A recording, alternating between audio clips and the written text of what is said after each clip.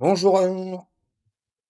Dans cette suite de vidéos, alors on est à un troisième volet, on va travailler sur l'objectif 3. Donc je vous rappelle qu'on est toujours dans la dernière SP, la mission SP numéro 4. On a abordé l'offre commerciale, le choix des produits, donc j'en ai fait 2 vidéos. Vous pouvez les regarder si vous le souhaitez. Maintenant, avant de passer à la partie vente, on va passer à la partie achat. Donc l'objectif là, c'est de s'assurer de l'approvisionnement des produits que vous avez sélectionnés. Vous devez consulter les stocks, faire un tableau de suivi des achats. Sous-entendu, vous devez aller dans le BP faire des achats. Et au préalable, vous allez devoir estimer les produits que vous avez besoin pour assurer le suivi de vos commandes, évaluer vos fournisseurs, préparer le modèle de contestation et on verra la suite un petit peu plus tard. Donc, moi, ce que j'avais fait auparavant, je vous montre, j'avais évalué mon coût global de mes produits. Donc moi, ma box s'appelait Vivement l'été et j'avais besoin d'un produit de chaque. J'avais défini un prix de vente hors taxe et un prix de vente TTC.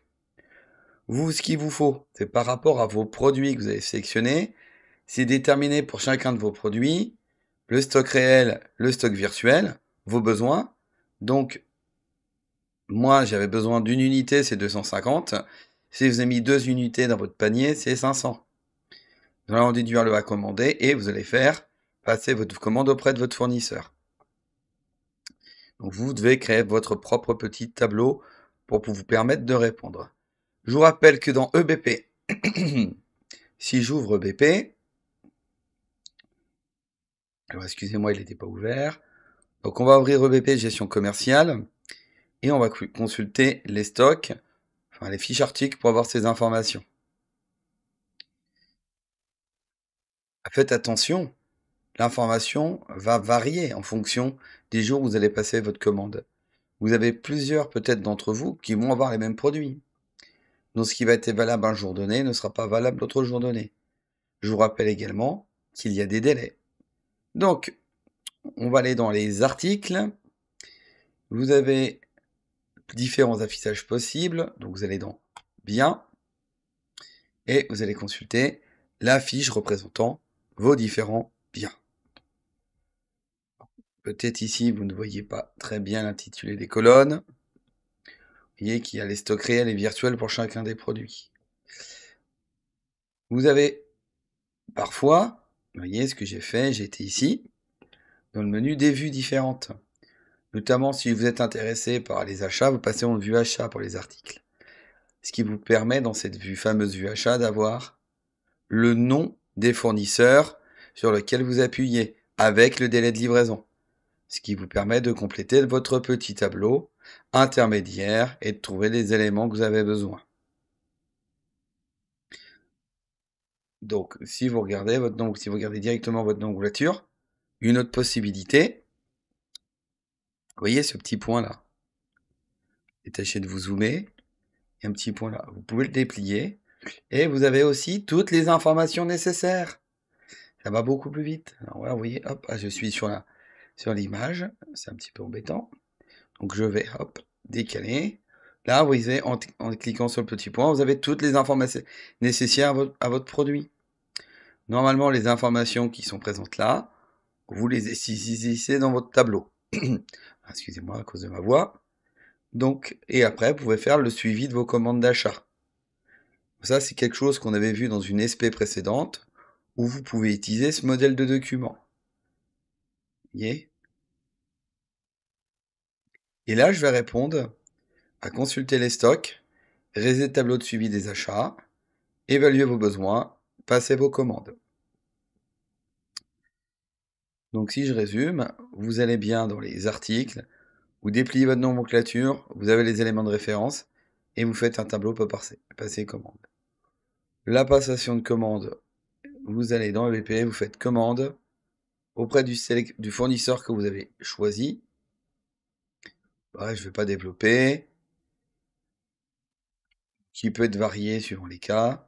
Vous mettez vos quantités, une description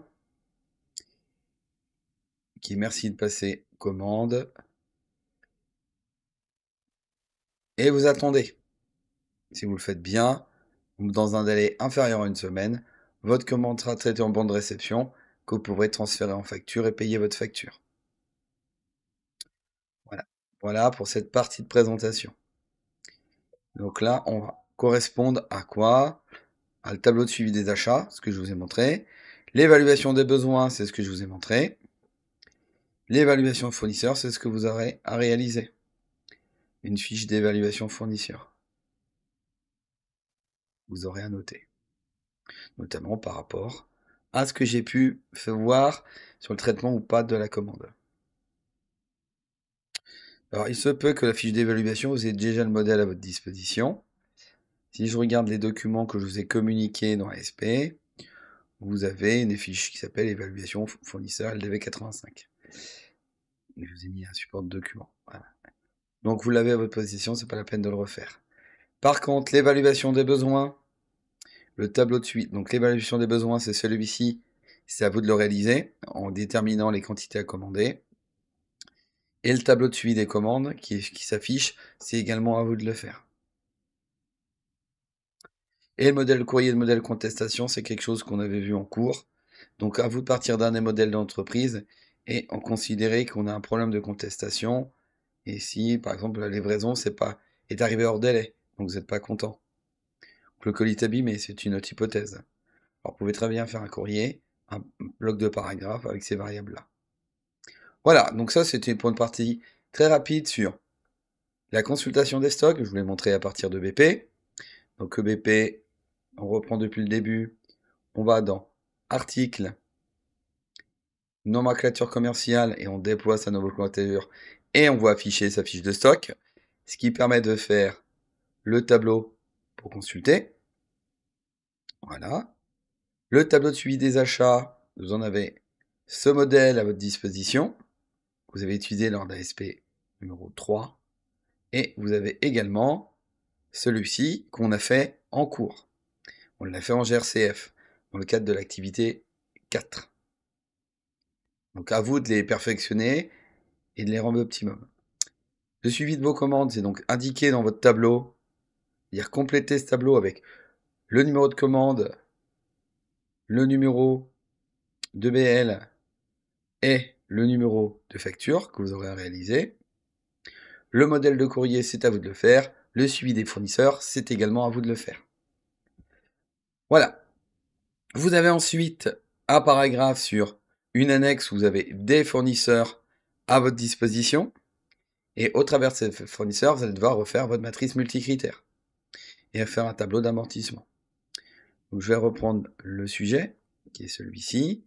On vous dit que vous avez un bien acheté sur 3 ans et vous avez différents fournisseurs. Ici, j'en ai 1, 2, 3, 4.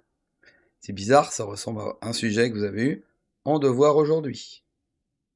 Donc vous faites un tableau pour comparer, calculer les coûts pour chacun de mes fournisseurs. Et ensuite, vous faites votre matrice multicritère. Et vous évaluez à partir des critères qui vous sont donnés. Donc, je vais vous représenter ce que vous avez fait dans les SP précédentes. Vous faites un calcul d'offre qui peut ressembler à celui-ci. Donc ici, il y en a moins. Et vous faites une matrice multicritère. Là, je vous ai remis ce que vous avez fait dans les SP précédentes. Donc, vous réutilisez les fonctionnalités, vous l'adaptez.